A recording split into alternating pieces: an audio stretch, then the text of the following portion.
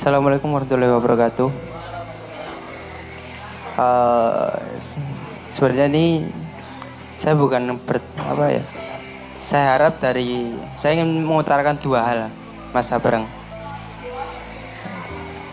Saya sering juga dengerin ceramah Mas Sabrang, jadi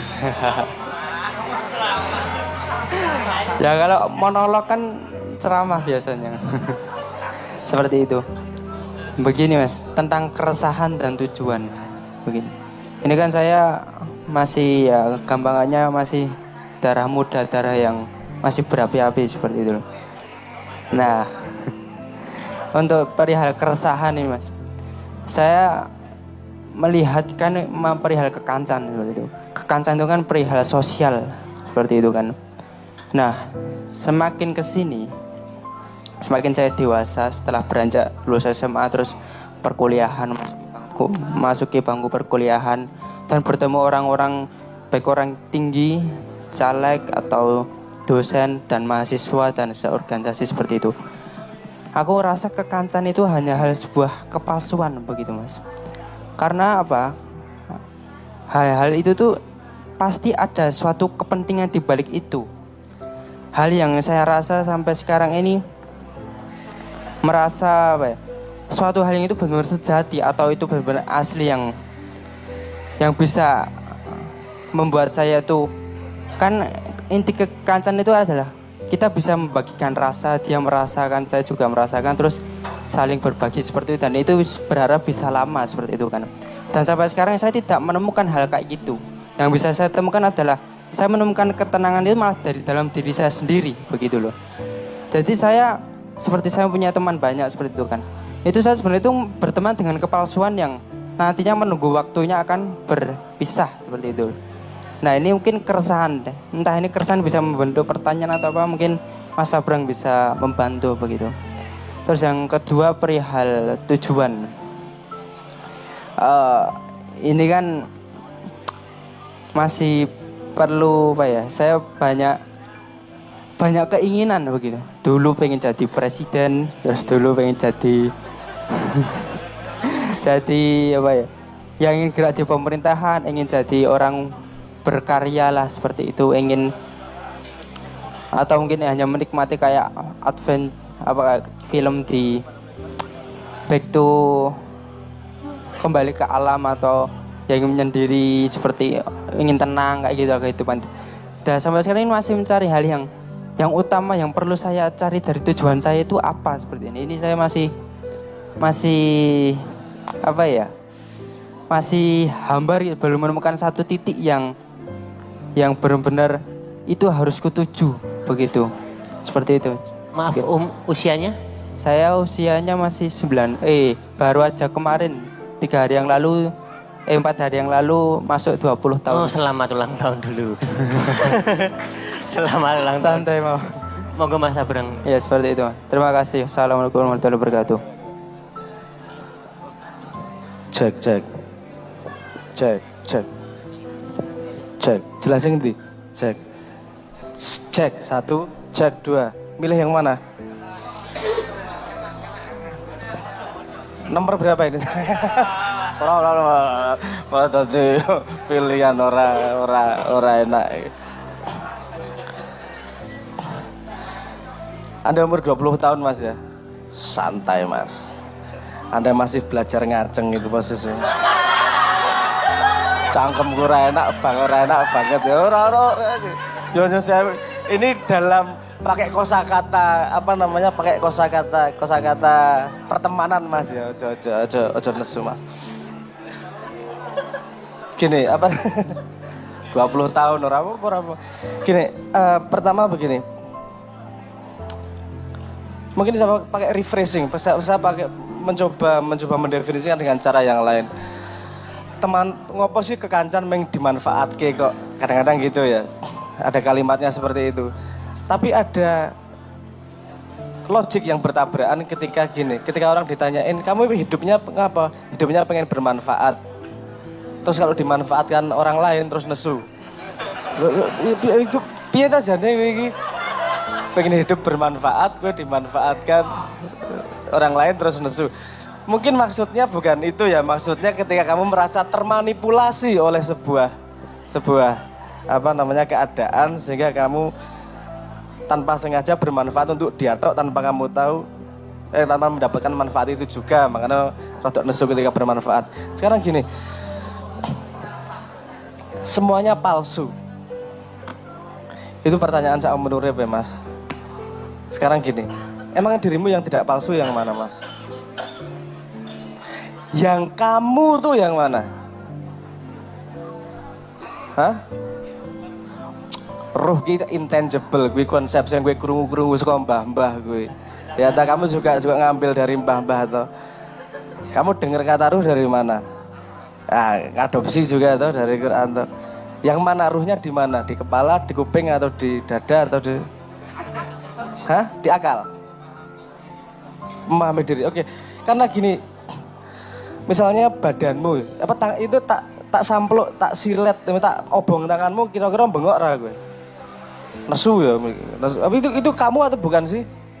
Kenapa kamu marah? Katanya bukan kamu. Bagian dari kamu.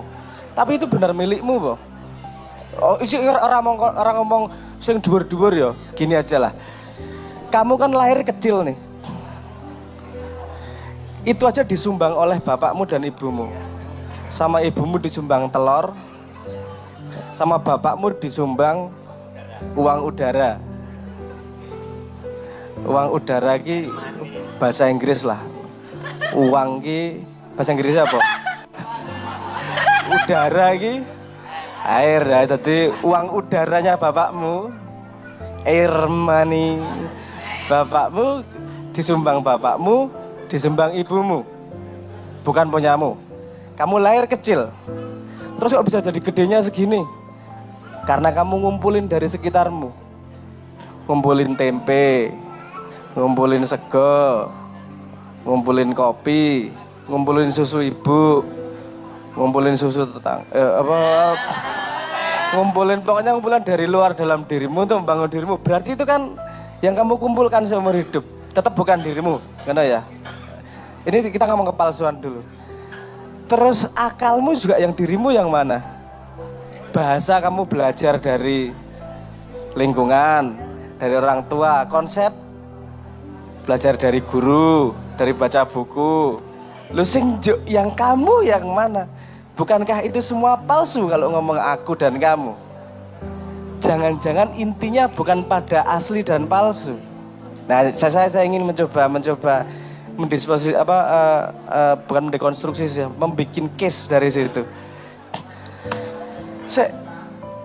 Kalau kamu ngomong semuanya palsu kok nggak ada yang asli.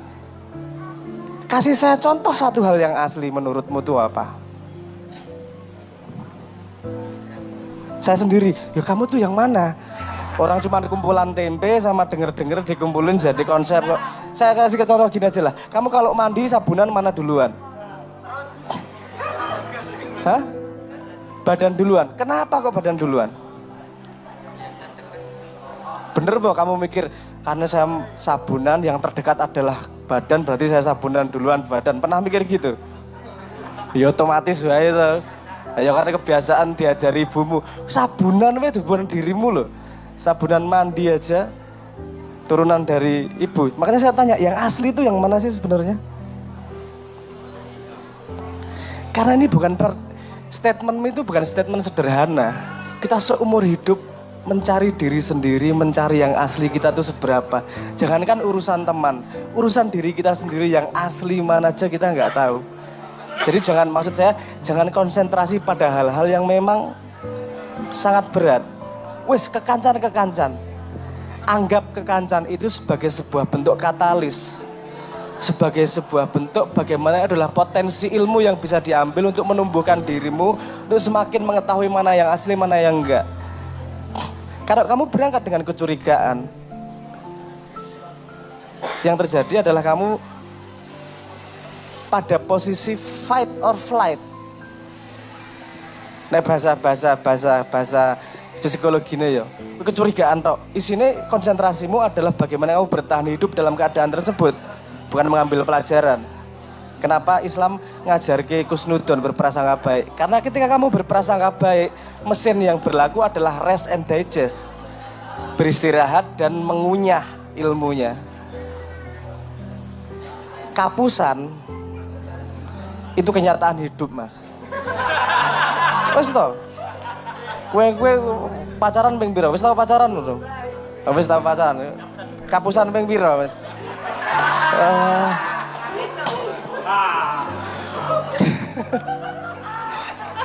Jadi wes tau, kapusan dan segala macam itu karena gini, kita tidak mungkin mengetahui kebenaran tanpa mengalami kesalahan atau kegagalan.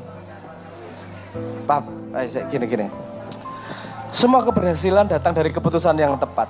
Keputusan yang tepat datang dari pengalaman. Pengalaman datang dari keputusan yang salah. Jadi mesti ngelakoni keputusan yang salah. Ono temen ternyata ora, ono temen ternyata ora, ono pacar ternyata ora. Kayane, that's life. Hidup memang seperti itu.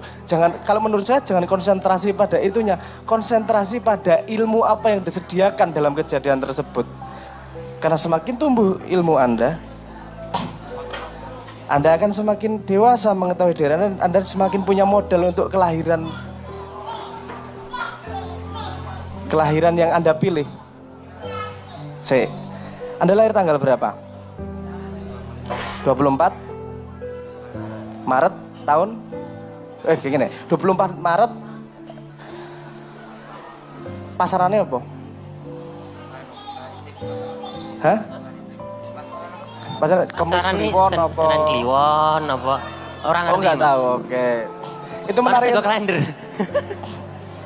Iki obrolan pekok ya iki. Jangan dianggap kebenaran, iki obrolan pekok saja. Coba perhatikan, lihat 24 Maret tahun berapa pasarannya opo. Anda lihat 39 tahun. Ketika Anda umur 39 tahun, hanya itu Anda akan kembali pada hari, tanggal, pasaran yang sama. Kenapa 39 tahun masuk 40? 40 ini poin penting nih. Karena itu titik di mana kamu kelahiranmu yang dipilih. Mau ke arah mana sih? Santai tunggu petang puluh, rasa dipaksakan. Si 6, si 20. Kamu masih punya kesempatan untuk melakukan kesalahan yang sangat banyak. Masih punya kesempatan untuk melakukan mengalami kekecewaan yang menyakitkan. Loh, ya kenapa kamu butuh kekecewaan? Kita pencoloti misalnya gitu. Kenapa kamu butuh kekecewaan? Kamu butuh penderitaan? Karena kadang-kadang manusia gini. Ilmu terbuka biasanya ketika kamu mengalami kesulitan. Contohnya gini lah, kamu mengalami kegagalan, pasti kalimatnya kita ambil hikmahnya jika ilmu. Tapi ketika kamu berhasil, kalimatnya gitu, Boh. Dek mau nggak jadi pacar saya? Gah, raimu elek. Kita ambil hikmahnya. Kayak kalimatnya gitu. Nek pas dek gelem dadi pacarku ora? Ya ayo Mas, ora apa-apa yo. Kalimat berikutnya ambil hikmahnya atau tidak? Ora atau nalurinya? Padahal itu potensi ilmu juga tuh. Kenapa kamu butuh mengalami kadang-kadang hal-hal susah-susah seperti itu? Karena agar kamu acute nih, agar kamu orientasi pada ilmunya semakin tajam nih. Ketika kamu sudah bisa melihat potensi pada setiap kejadian, potensi ilmu pada setiap kejadian, kamu akan tumbuh semakin cepat dan cara pandangmu terhadap palsu, asli, benar, salah akan berkembang dan lebih presisi nanti. Saya nggak bisa ngomong mencoloti karena umurmu 20 tahun yo. Eman-eman gini, eman-eman pada pengalaman hidupmu. Karena hal paling menyenangkan adalah pindah dari kegelapan menuju cahaya. Tidak tahu menjadi tahu. Dadi jadi ra dadi. Nek wis dikandani dhisik ora gayeng tuh. Kan gitu. Alami saja. Mana palsu mana yang tidak, biarkan konsepmu berkembang. Menurutmu yang asli kayak gini, oh ternyata enggak juga. Yang palsu kayak gini, ternyata enggak juga. Kamu akan kecelek-kecelek itu seumur sepanjang sampai kamu lahir nanti. Karena itu bagian dari hidup menurut saya, itu menarik banget. Apalagi 20, wis tekan selawe sik menarik iki uripmu iki. Selawe, 24, 26 likuran wis menarik banget iki. Kok njuk krasa wah iki wis paham donya iki. Wah, bar kuwi njuk kok salah kabeh ya ternyata ya isik ngono-ngono kok. Gayeng wis to. Bikin hidup menyenangkan wae, ra masalah. Dan kemudian tadi yang kedua pertanyaannya adalah resah tentang tujuan hidup. Oke, tujuan hidup. Kenapa sekarang bayangkan gini, kamu punya cita-cita ketika kelas 6 SD. Apa kamu punya imajinasi doa yang kamu panjatkan ketika kamu kecil? Sekarang coba bayangkan kalau semua tercapai, kamu menyesal apa senang? Menyesal tuh. Wah aku pengen duwe ngene, ternyata semua kejadian. Kamu pasti juga menyesal kalau semua terjadi itu. Kenapa? Karena kamu saat meminta, memohon, itu kamu belum cukup dewasa untuk mengetahui masa depanmu, cakrawalamu seberapa. Jadi cita-citamu dulu juga belum akurat sebenarnya. Jadi nanti dulu urusan cita-cita. Menurut saya yang perlu Anda bangun adalah kebiasaan untuk mencapai cita-cita. Bagaimana kebiasaan mencapai cita-cita? Sederhana. Pandang dunia, iki kok dudu ceramah, iki usulan yo iki. Aku yo sik apa iki usulan cara pandang wae ya. Gini. Semua apa anak ngomong khalifah keduren lah. Menurutku semua apa urip kuwi ada dua garis besar, ada dua gambar besar, yaitu yang disebut sebagai order, yang disebut sebagai chaos. Chaos adalah keadaan yang tidak bisa kamu prediksi, keadaan sing gawe kowe ra enak atine, dan order adalah yang membuat kamu merasa selesai, tenang. Semua karya lahir dari chaos dibawa ke order. Nada yang tidak jelas itu chaos. Dibawa pada chord, dibikin lagu, jadi order, jadi sebuah karya. Lukisan, cat yang nggak jelas, kamu bikin konsep, jadi lukisan, jadi order. Oke? Usulan saya sebelum kamu ngomong tentang cita-cita, keinginan ke depan seperti apa, biasakan dirimu untuk merubah dari chaos menjadi order. Lihat sekitarmu. Ada 3 langkah. Pertama, lihat sekitarmu. Yang chaos apa sih? Misalnya kamu belum bisa beresin kamar. Kamarmu masih kotor. Rumahmu masih belum bersih. Kamu masih malas belajar. Kamu masih kakian sambat. Kamu masih random nyari cewek asal tembak saja. Chaos gitu. Chaos ayu kae. Menggok sidik ayu kae. Sing kae kupinge gede, sing kae bokonge gede, sing kae chaos banget. Coba dibikin order. Kalau kamu sudah melihat chaosnya, pertanyaan berikutnya adalah, bisa nggak kamu merubah itu menjadi order? Gimana nih perubahannya? Kalau sudah pertanyaan kedua, oh bisa. Pertanyaan ketiga, mau nggak merubah itu menjadi order? Kalau mau, lakukan sampai chaosnya menjadi order. Ketika kamu sudah punya kebiasaan melangkah seperti itu, kamu jadi ngejar cita-cita jelas nanti. Karena kamu tahu jalannya untuk mencapai cita-cita seperti apa. Dan nanti akan semakin jelas karena kamu bisa melihat chaos. Cita-cita itu bukan soal pencapaian diri, tapi itu soal aktualisasi diri, merubah potensi menjadi aktualisasi. Pemuda ini adalah manusia makhluk yang penuh potensi. Orang tua adalah manusia yang penuh aktualisasi.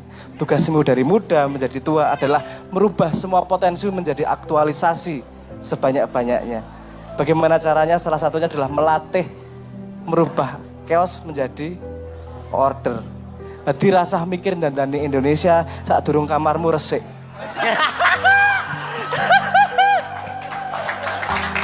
Gitu ya. Ya Pak paham maksud saya. Urasa mikir maksudnya ini konstitusi kita belum beres. Saya adu sop sedina ping pindho sik. Sabunan sing resik.